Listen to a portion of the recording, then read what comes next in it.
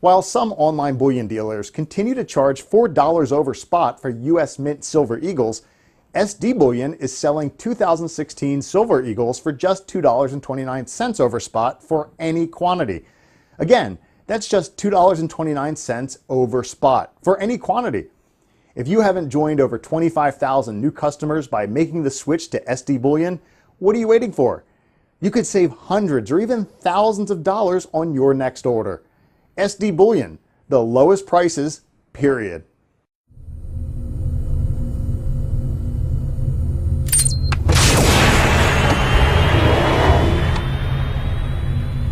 This is the Doc and Eric Dubin with the SD Weekly Metals and Markets Wrap. Joining us today is a returning guest from last year, Tom Power. He's the CEO of Sunshine Minting. Tom, it's great to have you back on the show. Thank you guys for having me back again. Well, we're excited to have you back here, Tom. We can't wait to get into your thoughts on silver, wholesale market here, the supply side, what you guys have seen over the first half of 2016, and what your thoughts are going forward. Before we get into that, just a quick look and recap at the markets here. We're recording this early afternoon on Friday here Eastern, and gold in particular has had a good couple of days here, trading back all the way up to $13.50 in the afternoon here on Friday. And silver has held strong, getting back above $20 the second half of this week, and tested the level overnight and bounced quite nicely off it. What's your take here, Eric, on the trading this week with, we had with FOMC and Japan and everything, and going forward for gold and silver? It certainly looks promising to me. Yeah, well, so much for the summer doldrums thesis. That's out the window. The big news this week was the FOMC meeting, and then Bank of Japan coming in with stimulus that was below expectations. And then finally this morning, we have GDP numbers that for the second quarter, Wall Street was expecting 2.6% growth, and then turned in 1.2%, and the first quarter was revised downward to 0.8% from a poor 1.1%. I mean, the statistical machinations and the seasonality adjustments and all of the various things that the government does to their statistical series is quite a show to behold. But the bottom line is that the whole idea of any kind of interest rate normalization, any time in the near term, is further out, and expectations for the Federal Reserve to be able to normalize interest rates are something that now, traders are going to increasingly price into a 2017 and later scenario. So that's what's moving pretty much all risk assets now. The dollar is declining, the precious metals are getting a bid, stock markets are going up, down, the bid is even coming to the bond market. So, I mean, it's basically a risk-on trade, and we're seeing that price through all assets, and it's pretty interesting to see. And so much for the fiscal sobriety. we have a QE driven market, and that's going to continue because the powers that be, the central bankers, are basically stuck. Their whole idea of how to resuscitate this economy and to bring about an economic recovery is now morally bankrupt, and more people are seeing that on Wall Street. So that has contributed to the rebirth of the precious metals bull market. And it's great to have Tom on to get his insight to see what's going on with U.S. Mint trends and so forth. Yeah, so Tom, it's certainly been a great year for gold and silver so far, especially silver. I mean, silver's up almost $7 already from the end of 2015. Last time we had you on the show was in the middle of Q3 last year. Demand was through the roof, and you were telling us you were working overtime, running around the clock, I think, to crank out those bars and rounds. So if you can give us kind of a look or thoughts on what you guys have seen at Sunshine over the first half of 2016. The trend has carried on for us right up through till probably June of this year, with the unbelievable demand and the pace at which we had to supply product. But mid-June this year, we've kind of hit the wall on the supply side. I don't know if it's because once the silver price really jumped back up into that $20 range, we saw a huge pullback on the physical demand. sign of the market. I think, and again, this is just my idea of what's going on, and talking with folks that we know, is that there's a tremendous amount of inventories, but the secondary market has become very strong. So that means people are selling and taking profits of those people that have been buying at $13, $14, $15 an ounce. Now they're seeing their opportunity to liquidate some of their positions, perhaps. So the secondary market's very strong. The primary market, I know people are running high inventories right now of newly minted products. So, and that's what we see. Some of our customer demands are down 70% on some of the new physical supply side. I think a little bit of it's because of what we see, a bit of range trading going on right now. Silver seems to be stuck in that $19 to $20 range. And it could be some of it, as Eric called it, the summer doldrums. We certainly see it on the supply, the demand side, but maybe, hopefully the price will continue to move, and that'll reactivate the market again.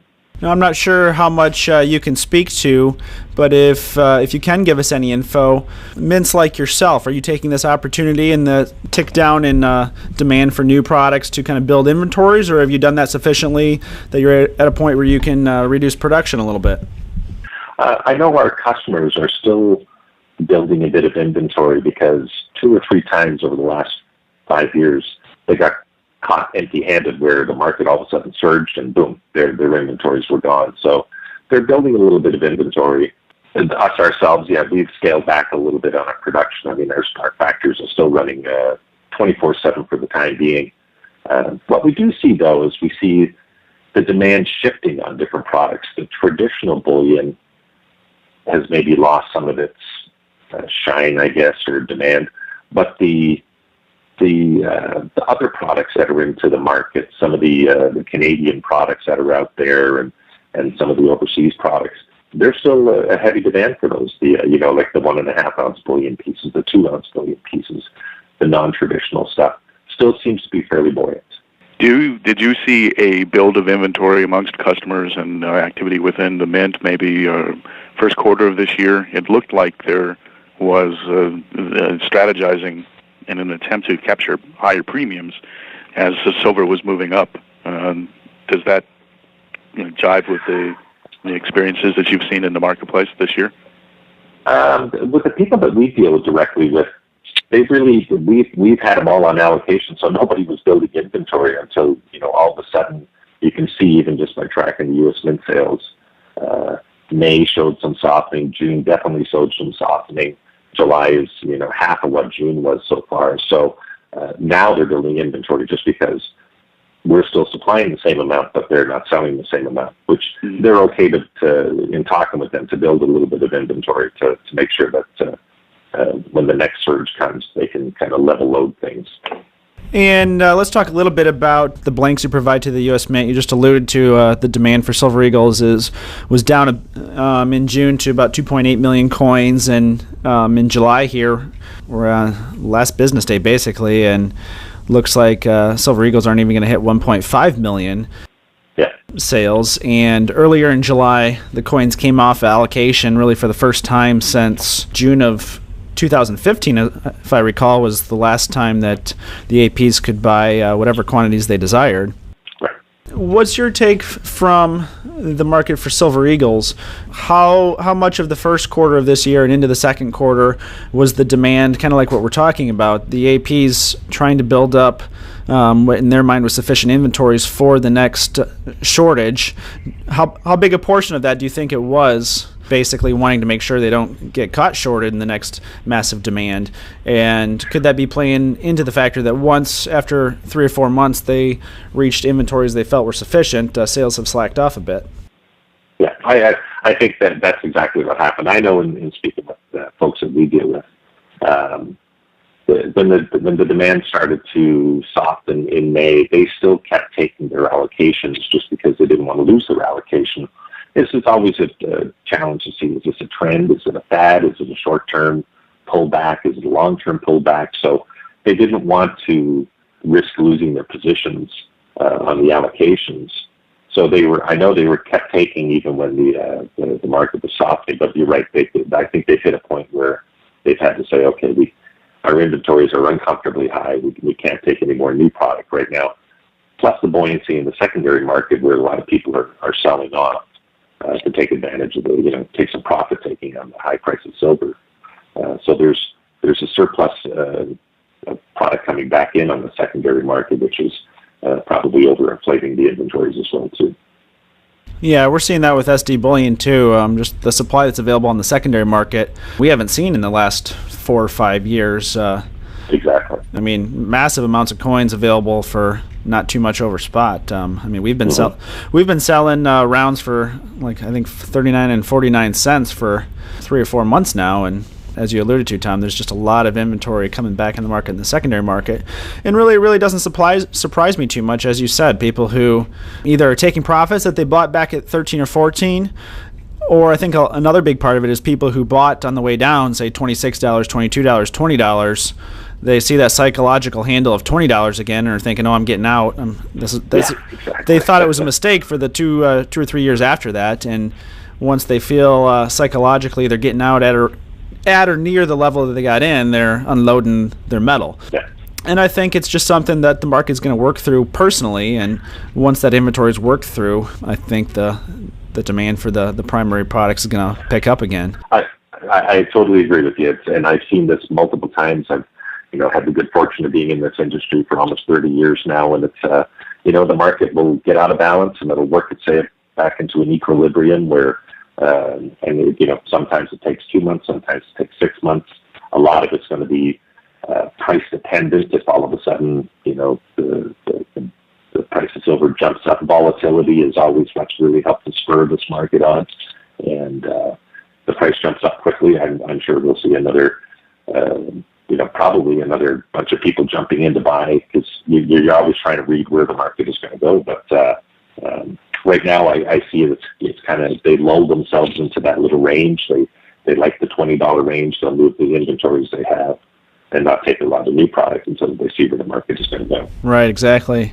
And I've been saying for a few months here, Tom, that I really think it's the beauty of free markets, that Q3 last year, a lot of people had their eyes open to what the value is of having inventory when the market's short. So naturally, I think that overcorrected a little bit to the side when everybody sees that at the same time and recognizes that. Everybody wants to make sure they have inventory, and then that'll balance back out the other way a little bit. But it's a great time for investors premium-wise.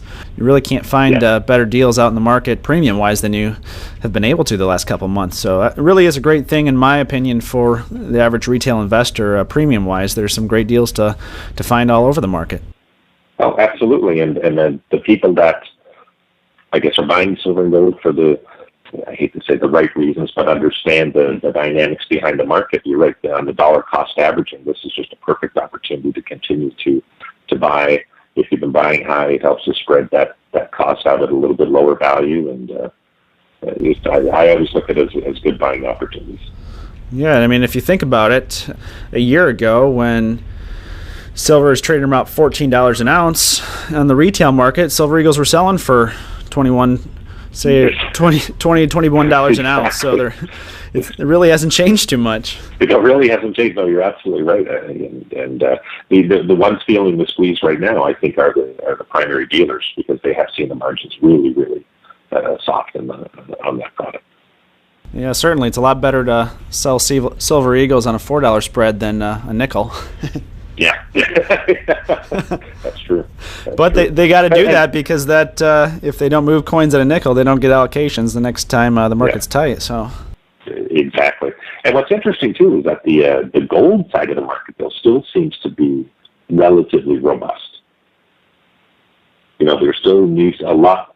It seems to be, on a percentage-wise, there's a lot more sales of new gold than there is of new silver, especially when you look at U.S. Mint product and other customers who deal with it. The demand for gold, new gold, hasn't waned, and maybe because they haven't been building inventory of gold, they've been building inventory of silver.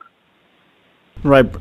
It probably directly correlates. I mean, there really wasn't much of a shortage at all in Q3 last year in gold. I remember maybe about a week when gold broke below 1,100 that there was a slight delay in gold eagles and maples, but that was it. It really wasn't anything like the silver market experienced. Yeah, and our sales are tracking the same way, that we can still see that We haven't seen anybody really significantly pull back in gold demand. So which is nice to see that offset. Well, switching gears a little bit to the forward-looking picture, Tom, I'm curious, have you experienced any change in your outlook as far as the ability to source silver on a going forward basis? We're now hearing industry estimates that on a going forward basis we will see a small reduction in the amount of mine supply coming to the market just because of just the bear market cycle that we went through, mine closures and carnage in the base metal sector in particular, with the rather large amount of secondary supply supplying silver market, with some 65-70% of silver coming as a secondary byproduct.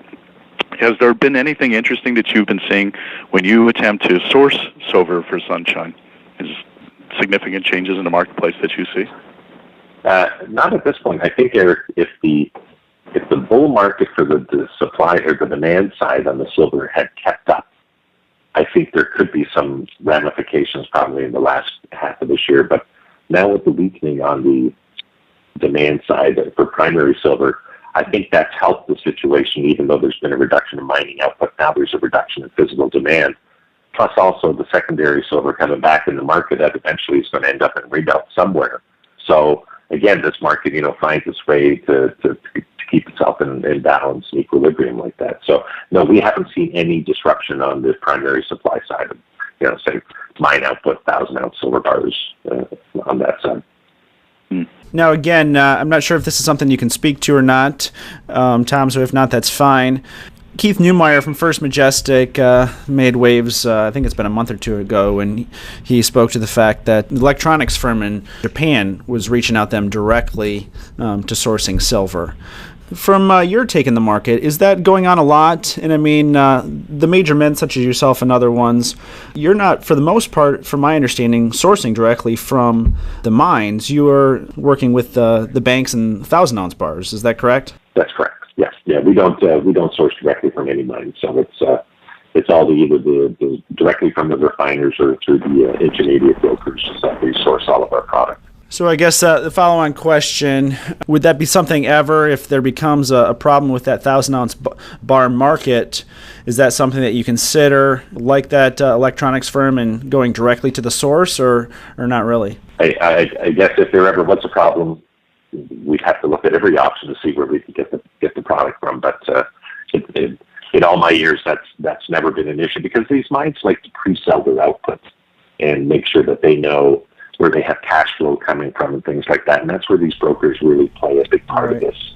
If they were to just sit there and mine silver and gold and wait for somebody to come and buy it, that's a pretty precarious situation for them. So I don't see that changing. This is probably an anomaly with this electronics firm. I wouldn't see that to be the trend in the future with anybody going direct to mines.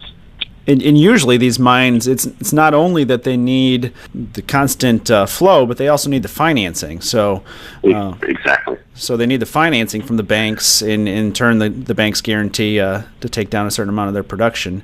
Is a big part that a lot of people don't think about. Right, absolutely. And I would imagine there's too many electronics firms that are going to be willing to finance mines out there. Right. So, and that's why I would say I don't see that dynamic changing. Like I said, this is probably just a one-time thing. Even you think back, Kodak back in the day, that was a huge silver consumer. Yeah, they never even went directly to mines. They still went through the brokers and things like that for their silver output, or the silver they consumed, I should say. So the mint has seen its sales over the last decade ramp up enormously. Do you think that they are building in expectations to add more stamping machines and have demand for another doubling plus over another forward decade as the demand for products continue? Or I think in your assessment, just kind of going along with wherever the market moves and letting the market lead their expectations? From what I've seen with the mint, obviously they've spent tremendous amount of capital over the last 10 years in infrastructure and building their capabilities from minting, both on the precious metal side and on the circulation side. I mean, it's a constant reinvestment with them, because they use the machinery so hard. They're every 5-10 years, they're probably buying new presses. So they built a tremendous capacity between, Philly and Denver does circulation coins, and then West Point and San Francisco does all the precious metal. And I know even Philly takes some of the overflow precious metal products. They've got tremendous capacities now in those factories. The only thing I hear about them is spinning out for newer technology. They may get rid of some of their presses that are, say, 10 or 15 years old. But I know, from what I know and what I can talk about the U.S. Mint, they've really done a tremendous job in the last 5 to 10 years reinvesting in infrastructure to make them more competitive, increase their output. They've become very tech savvy in the automation and robotics of what they've done with their output. So I don't anticipate them not continuing on that path. I mean, they're the largest mint in the world. Let's face it, and they have to, make that kind of reinvestment to hold that position. You just can't take for granted that they have these markets. So, I don't. They're going to carry on doing what they need to do to maintain their position in the market and make sure that their capacities are doing what they can do. And the other thing about the U.S. Mint is that they are space limited. Like West Point can't grow anymore. It is what it is. It's a historic building, and they've expanded once, and I don't think they've got any more room to grow there. San Francisco is the same way. They have the space they have, and there is no more room to really to grow. And so the only way they're going to continue to grow is by being more creative with automation and things like that, and taking on new technologies. Now, as a follow-on question, Tom, last year, especially Q3 and Q4, the U.S. Mint had a lot of blowback from silver investors, quite frankly angry that the Mint wasn't producing more than 1 million coins a week, resulting in premiums of $5, $6, $7 over spot on the retail markets like we saw. So can you speak to a little bit from your perspective of the market to help explain maybe a little bit of why that's not possible to suddenly 1 week later be producing 5 million coins to meet sufficient demand? Yeah, I think it's a term I used the last time we spoke. I call it economies of scale, and they build their outputs to meet certain demands, and also to the U.S. Mint. A lot of people forget they're still legislated what they can and cannot produce, when they have to produce it. So as the silver market's going crazy and the demand is there, they still have to produce gold. They still are mandated to produce platinum. They still have to produce these other products, the specialty, the commemoratives, and things like that. So I know at one point they actually stopped the sale. This is going back a couple of years. They stopped the sales of one product to focus in on silver, and they got all kinds of trouble for that. So they have demands outside of the market that people, Congress and that, are telling them, you have to produce this product, you have to produce that. So, and that's where, in speaking with the folks at the Mint, I know that they struggle is just the timing of things and what they're ultimately allowed to produce at a given time. So they have to set those. And trust me, I know they'd love to be able to produce 5 million pieces a week, but I don't think it's realistic for them, because they would do that at the sacrifice of everything else that they have to do, and then they'd be in trouble for that. So it's, they're trying to work the balance as well too, given the legislation that they and the guidelines they have to work within as well, and they're just not going to go and buy 50 more coining presses, because I can guarantee you, on a day like today, 45 of those 50 presses will be sitting idle. Right. So they're not going to spend money foolishly either to overbuild capacity. I guess the one question I had over the last year, when demand was so strong and they weren't able to produce enough coins, is the fact that the San Francisco Mint has been sitting idle as far as bullion production for Silver Eagles since 2014. You have any insight why they didn't turn the presses on in San Francisco for the last 12 months?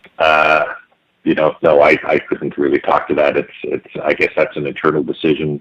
Why they do that, that's up to the Mint to decide, how they allocate their labor and their workload out. Because I do know, Philly has made some product, San Francisco has made some product in the past, and I know that San Francisco does the commemoratives and other things. And a lot of it could be San Francisco's doing other products that West Point is focusing on the silver. So that's things we don't know, where they may move things around to make sure that they're keeping up with the demands for other products as well too. Mm-hmm. in a lot of cases, I'm not privy to that information. So some of this, it's conjecture from what I know is how they operate, and how they allocate things around. Sure. Yeah, that certainly makes sense. I mean, that's really the only main question I've had of ways you run through your mind. They might possibly have ways to increase production. Yeah, and also too, they may not be able to procure more than 1 or 1.2 million blanks a week is probably the cap of right. What they're able to get, because it's a lot of people have found out. I mean, it's not just a silver blank, for the U.S. Mint and the quality that they require, it's a fully engineered product, and that's why there's so few suppliers that can actually meet not just the quality, but the quantity that they require on a regular basis. It's not an easy product to make. I mean, correct me if I'm wrong, there's only 3 or 4 mints in the world that can supply that product to them right now. Is that right? That's correct. And of course, they prefer to, especially with silver, they want to use local suppliers. They want to use American suppliers. So it's too cost prohibitive to ship that product in from overseas, as probably they've done in the past with Perth, and then Perth, you have to remember, is busy doing their own thing, so they may not have the capacity to supply the U.S. Mint any more product. As we've seen some news recently, the Australian coin sales have been very, very strong for the first half of this year. So they're probably busy doing their own thing and don't have time to supply any product to the U.S. Yeah, especially with their new their own bullion coin, the Kangaroo, coming online about a year ago. They've sold quite a few of those. Yeah, exactly. And like I said, it's not an easy product to make, and it's you have to be able to work within the guidelines of the U.S. government and how they do things. So I guess that's good and bad. And the good thing for the investors and for people that are buying it is that they know the quality of the product that they get is going to be absolutely spot on every time. It's just not every little mom and pop shop is going to be throwing silver blanks at the U.S. Mint for them to use. So the investors know it's a quality product. The downside to that is that limits how much can be made, because there's only a number of people that can actually make it to meet their requirements. Well, before we wrap and let you go, Tom, if you can give us our thoughts going forward over the next couple of years here, what do you see in the silver market? What do you see in the physical side? And just with all your experience with retail demand over the decades, I mean, it certainly looks from a fundamental perspective that gold and silver have bottomed and have begun new uptrends. If silver can get back above 26 and then 30, that'll pretty much confirm that. So assuming that happens, what's your outlook on the market in general, and from a mints or supply perspective here over, say, the next 2 to 5 years? Well, I can tell you, everybody's eyes are firmly planted on what's happening in November, and I think that's also playing into this too. The markets are just kind of in a wait and see mode. Where's this election going? What's going to happen? Where's the result of this going to be? And I think that's going to really play large into what happens down the road. But again, from what I know in the market, it's all about hitting the point of equilibrium. We've seen a huge demand over the last couple of years. I mean, I think the numbers are, if you look at the last 3 years or 4 years, 120 million new Silver Eagles in the market. At some point, they're going to have to come back into the market, and some of them are going to stay in the long-term play and investment. So I think we're in for, if the price stays in this range that it's in right now, it's going to be a weak market on the demand side for at least the near future. It'll hit a point of equilibrium. Will we ever get back up to those levels that we've seen in the last 3 or 4 years? I'd like to say yes. I can't absolutely be guaranteed about that, but a lot of it will depend on the economic forces that play based on after this election and how people perceive the future and what the future is going to hold for them. So I think we're in for a very interesting next 2 or 3 years, especially on this market. I couldn't agree more, and I mean, I personally wouldn't be surprised if we see the same type of fundamentals that we're seeing right now at some of those big numbers, like the $30 handle and especially $50. I think you're going to see a lot of supply come on the secondary market at $50, and I think it'll take silver a little while to work through that. I mean, I personally believe silver is ultimately going higher than that, but realistically, it's going to take a while to work through all the investment products that's going to come on the market, on the secondary market, at that level. Right. Yeah, there will be a tremendous amount of profit taken as this hits, it creeps up another $1, another $2.